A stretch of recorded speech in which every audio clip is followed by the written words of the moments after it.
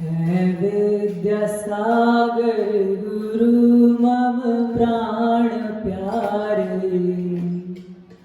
है पूज्य साधुगण से बुध मुख्य न्यारे, शास्त्रानुसार चलते हमको चलाते,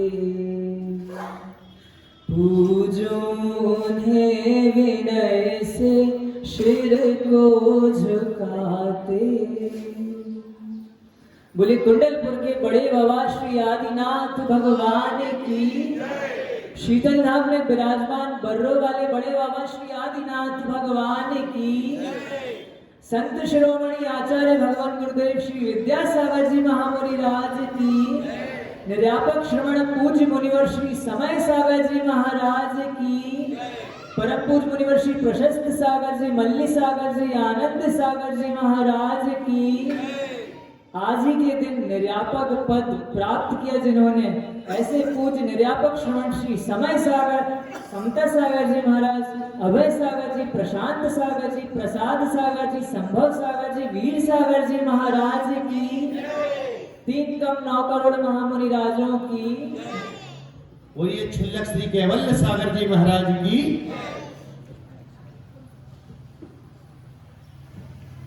पूर्व में आप सभी लोगों ने छुल्लक श्री सुदृढ़ सागर जी और समुचित सागर जी से आज का थोड़ा थोड़ा वृत्तांत तो सुन ही लिया कि आज कुंडलपुर में क्या क्या हुआ था। 24 मुनि दीक्षाएं भी हुई थी,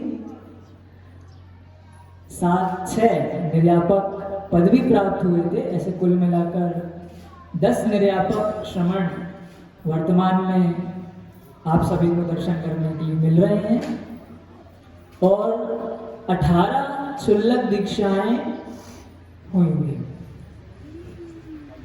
अब दीक्षा क्या होती है, गुरु कौन होते हैं, शिष्य कौन होता है, दीक्षा को हम सभी लोग अभी तक बस इतना ही समझते हैं कि मंच पर बिठा लिया, संस्कार कर दिए, कपड़े उतार दिए, हो गई दीक्षा।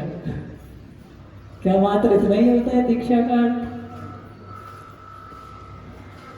तो प्रत्येक व्यक्ति के जीवन में कोई ना कोई लक्ष्य होता है। आप सभी का भी कोई ना कोई लक्ष्य होगा, कोई ना कोई लक्ष्य है कि नहीं है? प्रत्येक व्यक्ति के जीवन का कोई ना कोई लक्ष्य होता है। वो कुछ बनना चाहता है, कुछ प्राप्त करना चाहता है, कुछ अपेक्षाएं होती हैं, कुछ उद्देश्य होते हैं, और उन उद्देश्यों की पूर्ति के लिए हम सभी आपस में कोई ना कोई संबंध बनाते हैं। बालक का माता पिता से संबंध होता है, स्कूल में टीचर और स्टूडेंट का संबंध होता है, पति पत्नी का संबंध होता है, भाई बहन का संबंध होता है। इसी प्रकार मोक्ष मार्ग में आगे बढ़ने के लिए गुरु और शिष्य का संबंध होता है। प्रायः संसार के सभी संबंध तो स्वार्थपूर्ण होते ही हैं, लेकिन ये जो गुरु और शिष्य का जो संबंध होता है, ये बड़ा ही अनूठा संबंध होता है। यहाँ पर कोई भी निजी स्वार्थ रंच मात्र भी 1% भी नहीं होता। गुरु की क्या भावना होती है, शिष्य की क्या भावना होती है? तो गुरु यही चाहते हैं शिष्य से कि ये धर्म की प्रभावना करें, मोक्ष मार्ग में आगे बढ़ें, अपना कल्याण करें, पर का कल्याण करें। और शिष्य का क्या समर्पण होता है गुरु के प्रति, यही बात को थोड़ा सा हम जान सकते हैं। तो बचपन में बच्चों को संस्कारित करते हैं माता पिता, ठीक है, और एक संस्कार दीक्षा के समय पर भी होते हैं। तो हम सभी लोगों पर दीक्षा के संस्कार आचार्य महाराज के मुखारविंद से 3 निर्यापक श्रवणों के द्वारा हुए थे। मात्र आचार्य महाराज ने संस्कारित नहीं किया, आचार्य महाराज ने तो मंत्रों का उच्चारण किया ही था, साथ में वहां पर 3 निर्यापक श्रवण मौजूद थे। पूज्य निर्यापक श्री समय सागर जी महाराज जी, निर्यापक श्री योग सागर जी महाराज जी और निर्यापक श्री सुधा सागर जी महाराज जी। तो सभी 18 क्षुल्लक महाराजों के सिर पर 3 निर्यापक श्रवणों ने संस्कार किए।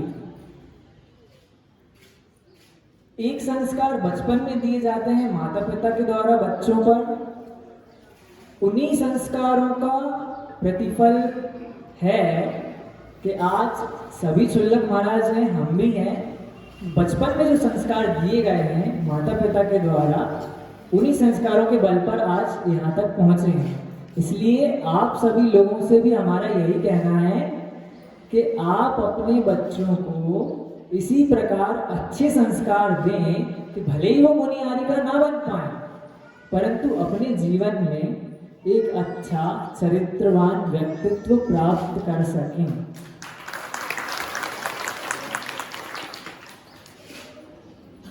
प्रतिभा स्थली इंदौर रेवती रेंज में आचार्य श्री विद्यमान थे और उस समय भयानक कोरोना का काल चल रहा था और अचानक आचार्य श्री के पास खबर पहुंचाई थी कि आचार्य श्री आपके पास आना चाहते हैं और व्रत पूर्ण करने की हमारी भावना है। तो पूरे परिजनों के साथ आचार्य श्री के पास पहुंच गए। आचार्य श्री की कृपा आप देखिए, आचार्य श्री की कितनी करुणा होती है, कितनी अनुकंपा होती है कि इतनी विषम परिस्थिति में भी, जहाँ ये सुन रहे थे कि एक दिन पहले तक आचार्य श्री बोल भी नहीं पा रहे हैं, उनके मुख से शब्द भी नहीं निकल रहे हैं, उनकी आहारचर्या भी ठीक से संपन्न नहीं हो रही है, मात्र 10 मिनट में वो आहार कर वापस लौट रहे हैं और विश्राम करते रहते हैं, आवश्यकों को भी बहुत पूर्ण अच्छे ढंग से पालन कर रहे हैं। उस स्थिति में भी, इसके बावजूद भी उन्होंने समय दिया कि हाँ आ जाइए, और बस आचार्य श्री के पास पहुंच गए। किसी को कुछ ज्ञात नहीं था कि आचार्य श्री क्या करने वाले हैं, आचार्य श्री क्या करेंगे। माता पिता ने भी यही कहा था कि वहां जाके ज्यादा कुछ नहीं बोलना, बस इतना बोलना, अपना निवेदन रख देना, बाकी जैसा आचार्य श्री कहेंगे अपन वैसा कर लेंगे। तो उनकी बात को हमने स्वीकार कर लिया कि जैसा आचार्य श्री कहेंगे वैसा अपन करेंगे, आप लोग भी किसी चीज के लिए मना ही नहीं करना, ठीक है। आचार्य श्री को बस निवेदन करा, आचार्य श्री मुनि बनना चाहते हैं और पूर्व में निवेदन किया था, तो आपने कहा था कि माता पिता को लेकर आइए, तो माता पिता आए। आचार्य श्री कहते हाँ ठीक है। आशीष ने उम्र पूछी, कितनी उम्र हो गई? आचार्य श्री 26 वर्ष पूर्ण हो गए, 27 में लग गए। आचार्य श्री ने कहा माता पिता से हाँ पहले बहुत छोटे थे, 3-4 बार निवेदन कर चुके हैं, अब उम्र भी ठीक है। आचार्य श्री ने हमको और पिताजी को बुलाया और आचार्य श्री कहते हैं कि जिस प्रकार पूर्व में 10 भाई लोगों को बड़े महाराज जी के पास भेजा था, वो दीक्षित हो गए, ऐसे ही बीना बारा में बड़े महाराज जी विराजमान है, आपको वहां पर जाना है। हम तो सिर्फ अपना निवेदन करने गए थे कि आचार्य श्री हम मुनि बनना चाहते हैं, और माता पिता की ये भावना थी कि अभी आचार्य श्री बस इसको व्रत देकर अभी कहेंगे अभी तुम कुछ समय घर पर रहो। ये किसी ने भी नहीं सोचा था कि आचार्य श्री इस प्रकार का उपक्रम भी कर सकते हैं। आचार्य श्री की बड़ी दूरदृष्टि रहती है। इसी प्रकार संस्कारों के लिए पूज्य बड़े महाराज जी के पास आचार्य श्री ने भेज दिया, वहां पर अच्छे से रहना, आपकी उम्र के और भाई लोग भी रहेंगे, सबके साथ वात्सल्य से, विनय से एक दूसरे के पूरक बनकर रहना। और बड़े महाराज जी ने प्राथमिक अवस्था में जिस प्रकार एक माँ अपने बच्चों को छोटी सी उम्र में लालन पालन करती है, प्राथमिक अवस्था में जो संस्कार दिए जाते हैं उससे भी कई गुना बढ़ के बेहतर संस्कार पूज्य बड़े महाराज जी ने हम लोगों को दिए हैं। और आज तक निरंतर सतत वो संस्कार हम लोगों को देते जा रहे हैं कि प्राथमिक अवस्था में कैसे मोक्ष मार्ग में चलना है, किन चीजों से बचना है, कैसे साधना करनी है, कैसे अंतरंग साधना करनी है, कैसे गुरु जी की आज्ञा का पालन करना है। हम कितना कर पा रहे हैं ये तो हम भी जानते हैं, लेकिन जब भी पूज्य आचार्य श्री को और आचार्य ज्ञान सागर जी महाराज जी को प्रसंग को उठा के देखते हैं कि किस प्रकार आचार्य श्री ने अपने गुरु आचार्य ज्ञान सागर जी महाराज जी की आज्ञा का पालन किया है। और आज भी कोई भी कार्य आचार्य श्री कहते हैं तो वो यही कहते हैं कि मैं कुछ नहीं कर रहा, मेरे गुरु जी करा रहे हैं, आचार्य ज्ञान सागर जी करा रहे हैं। और यही भावना बात है कि काश हमारे अंदर भी इतनी लघुता, इतनी विनम्रता, इतनी अनुनय, इतनी विनय आ जाए कि हम गुरु जी जैसे बन पाए और उन्हीं की प्रति छवि। आचार्य श्री से लोग कहते हैं कि आचार्य श्री जो महाराज जी लोग दिख रहे हैं ये आपकी फोटो कॉपी है। आचार्य श्री कहते हैं ये हमारी फोटो कॉपी नहीं है, हमारी ओरिजिनल कॉपी है। आप लोग कई बार बड़े महाराज जी को देख लीजिए, बिल्कुल ऐसा लगता है आप अचंभे में रह जाएंगे कई बार कि आचार्य श्री स्वयं विराजमान हैं।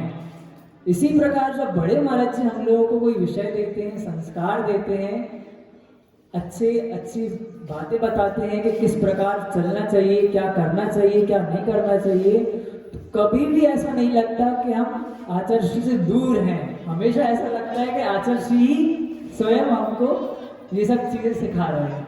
और बड़े महाराज जी जिस प्रकार अनुकरण आचार्य श्री का करते हैं, एक एक आज्ञा का पालन, ना आधा इधर ना आधा उधर, ना कम ना ज्यादा, जितना आचार्य श्री ने कहा उतनी आज्ञा का अक्षरशः पालन बड़े महाराज जी करते हैं।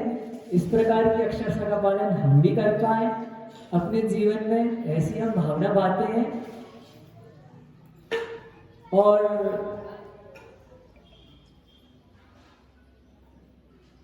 ये गुरु उपकार दिवस आप सभी लोग यहाँ पर मनाने आए हैं, तो हम लोगों पर तो गुरु जी ने उपकार कर दिया, हम लोगों ने तो अपना पूरा रिवाइज कर लिया, क्या हुआ, कैसे हमने दीक्षा ली, क्या हमारा उद्देश्य था, सब कुछ हो गया। लेकिन एक प्रश्न आप लोगों से हम जरूर करना चाहते हैं कि इस गुरु उपकार दिवस से आप लोग क्या सीख रहे हैं? क्या आप लोग कुछ सीख ले रहे हैं या मात्र सभी ने अपने अपने प्रसंग सुना दिए, अच्छी बातें सुन ली और बस चले गए यहाँ से? किसी भी कार्य को प्राप्त करने में, किसी भी लक्ष्य को प्राप्त करने में कोई ना कोई उद्देश्य जरूर होता है। आप लोगों के जीवन का भी कोई ना कोई लक्ष्य, कोई ना कोई उद्देश्य जरूर होगा, और उसको प्राप्त करने के लिए, एक अच्छे लक्ष्य को प्राप्त करने के लिए आपको हमेशा एक कदम आगे बढ़ने के लिए हमेशा तत्पर जरूर रहना चाहिए। कई भाई लोग आते हैं, सुनते हैं कि महाराज जी आप लोग तो बहुत एक्स्ट्रा ऑर्डिनरी हो, ये आप लोगों की बस की बात है, त्याग तपस्या करना हम लोगों के कोई बस की बात नहीं है, हम लोग एक टाइम भोजन नहीं कर सकते, हम लोग ये सर्दी गर्मी सहन नहीं कर सकते। तो हम कहते हैं भैया हम क्या कोई दूसरे प्लेनेट से उतर के आए हैं, क्या कोई दूसरे ग्रह से आए हैं? आप ही लोगों के बीच में से ही आए हैं हम ही लोग। बस आपको अपने मन को थोड़ा सा एक दिशा देनी है, मन को व्यवस्थित करना है कि हाँ हम कर सकते हैं, जो भी चाहे वो यहाँ आ सकता है, जो भी चाहे वो इस जीवन शैली को फॉलो कर सकता है, जो भी चाहे वो अपना कल्याण कर सकता है। और कल आप लोग थे, कितने लोग थे कल? कोई भी नहीं था कल के प्रवचन में पूज्य मुनि श्री निर्लिप सागर जी महाराज जी ने एक गाथा पर प्रवचन समाप्त किया था, और उन्होंने कहा था कि इसको हम आगे कल सुनेंगे महाराज जी के माध्यम से। तो कल महाराज जी ने हमको भी संकेत कर दिया था कि हमने इस गाथा पर छोड़ा है।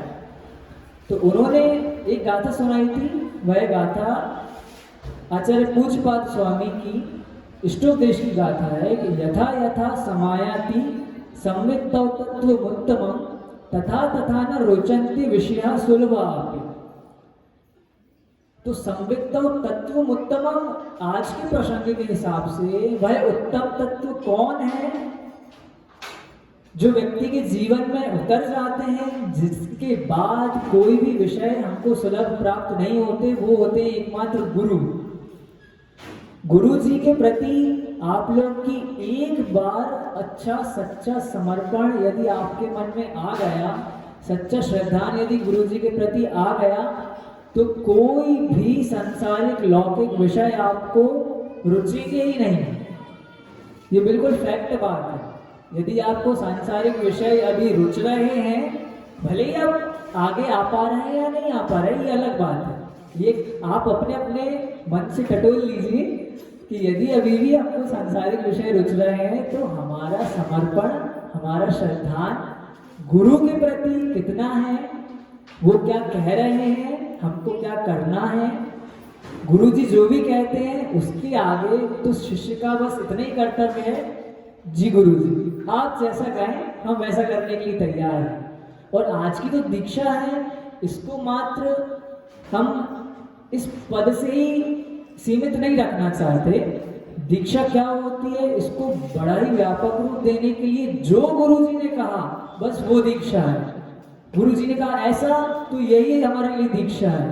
हमने गुरु जी से कोई एक नियम भी ले लिया तो वही हमारे लिए दीक्षा है।